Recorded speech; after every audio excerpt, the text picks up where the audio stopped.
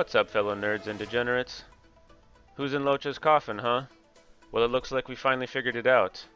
Sure, there's more to the story, of course. Sure, there's more than meets the eye. But it looks like we have a smoking gun here. A clue that is simply undeniable.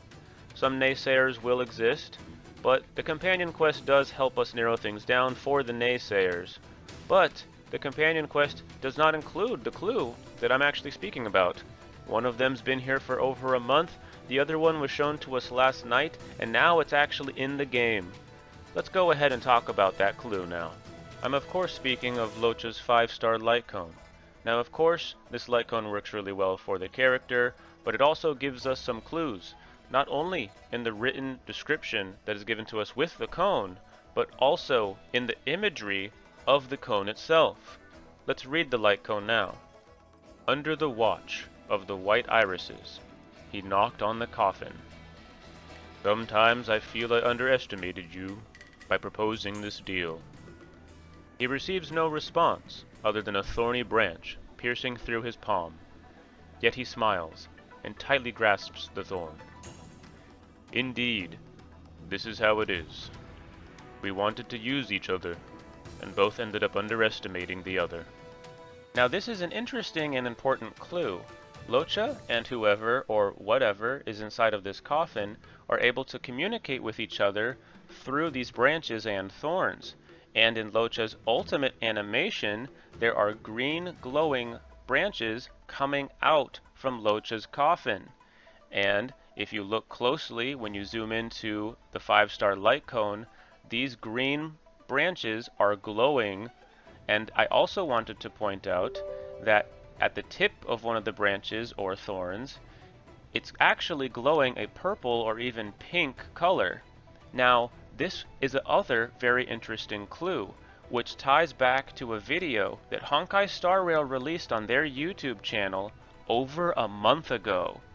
Now we're going to go ahead and look at that video from over a month ago before I show you where we've also seen these branches somewhere else before. They're not just in this video, they're also attached to another person or being. A Xianzhou emperor was seeking legacy and immortality and sent out the Xianzhou into the cosmos. It took roughly 2,000 years before they finally discovered what they were looking for. They eventually found traces of the divine and were gifted immortality, but the Xianzhou found that this immortality came at a price and even called it a plague. The Aeon of Abundance Yaoshi planted what is now known as the ambrosial arbor at the Xianzhou Luofu. Many Honkai Impact 3rd players will recognize the similarities between this tree and the imaginary tree from Honkai Impact 3rd, but that's beside the point. When the people of the ancient Xianzhou ran past their lifetimes, they began to become Mara-struck, as we would call it now. But as you can see, the ancient Xianzhou no longer seemed to welcome this immortality that they had found. Then Lan, otherwise known as the Rainbow Arbiter, another Aeon, representing the path of the hunt, rose up against this foe, and with the help of the 7 generals of the Xianzhou, they began an endless war. The abundance versus the hunt. It is now that I would like to go back in the story to show you Yaoshi one more time, because it is Yaoshi, the Aeon of Abundance, that gave the Xianzhou the gift of immortality, and it is Yaoshi that shows us those interesting colored thorny vines. You'll notice on this pinkish purplish tipped thorny vine the similarities between it and Locha's 5-star light cone. They're uncanny.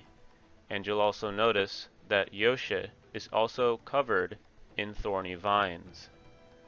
Now it should be noted that the art in this video that was given to us by Honkai Star Rail over a month ago is much different than what we see in game, but it is pretty obvious to us through their depictions what is going on here. And I would like to show you now what Yaoshi looks like in-game based on the image we get from the simulated universe. You'll notice that Yaoshi, the Aeon of Abundance, has thorns, vines, and even wheat wrapping around their body, similar to what we see in the 5-star light cone for Locha. It is now that we're going to be entering some spoiler territory, so if you haven't played the companion quests for Locha and Yangqing yet, please go play those companion quests first before we go forward, because this could spoil a little bit of the story for you. Nothing too major, but it is something that could be spoiled. Now let's talk about Locha. Worry not. I'll handle it. After we finish Locha's companion quest, we're gifted with a message from the person that originally gave us the quest, and we can go look at some security footage that shows us Locha speaking with the Ambrosial Arbor, which I interpret to be Locha speaking with Yaoshi, the Aeon of Abundance. After all, how does an Aeon fit inside of a coffin? Aeons are pretty huge, but we do see during our Belobog fight with Cocolia that an Aeon can actually take different forms. We see Clipoth take the form of a child in human form when we inherit the power of preservation during the Cocolia boss fight.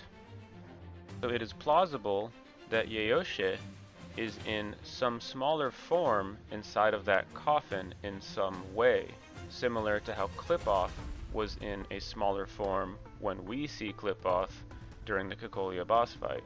Yes, none of this is our concern. The journey has only just begun to... Unfortunately, that's the only clue I have to present to you about Locha at this time in regards to this situation, because everything else we found out about Locha from his companion quest we already knew about before. We already knew that Welt is a character from Honkai Impact 3rd, although we did get some confirmation because Welt had flashbacks from Honkai Impact 3rd. How could he not be from Honkai Impact 3rd if he had those flashbacks? Put the pieces together, fam, and let's put it to rest. Welt's from Honkai Impact 3rd. Shut up about it now, okay? We were right. Now let's move on to the Yangqing quest, because in his companion quest, we actually find out some more information for the naysayers, the people that still believe Jingliu could be in that coffin. Because we actually meet Jingliu, and based on what she says, it doesn't seem like she's in that coffin. I came with a merchant ship. The shadows of old friends have returned to my thoughts of late. I came to reunite with them and relive old times. And she's fucking hot! So it's pretty safe to say we know who's in Locha's coffin now. Yaoshi, the Aeon of Abundance. And I am super excited for what they do in 1.2. I can't wait. I am loving the way they're handling the story right now. This is as good as Elden Ring, practically. Jingliu, Luocha, Blade. Oh my god, dude, it's so good. Anyways, that's the end of the video. Leave a like if you liked it. Leave a dislike if you didn't. Maybe subscribe if you liked it. Anyways, I'll catch you later. I lost my 50-50 on Locha earlier today. Hopefully your 10 pulls go differently than mine. Peace out.